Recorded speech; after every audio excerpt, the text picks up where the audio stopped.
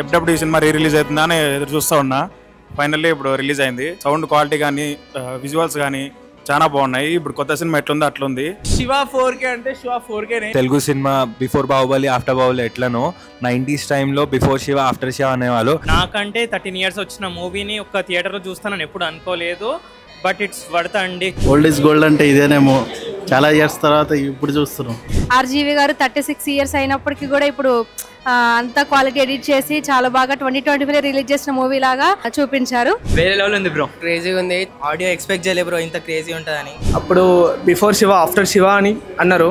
మేము పుట్టలేదు అప్పటికి, కానీ ఇప్పుడు వచ్చి చూసే చాలా ఎక్స్పీరియన్స్గా ఉంది మూవీ. సౌండ్ క్వాలిటీ అయితే చాలా సూపర్. అప్పటికి ఇప్పటికి చాలా డిఫరెన్స్ ఉంది. 4K క్వాలిటీ చాలా బాగుంది.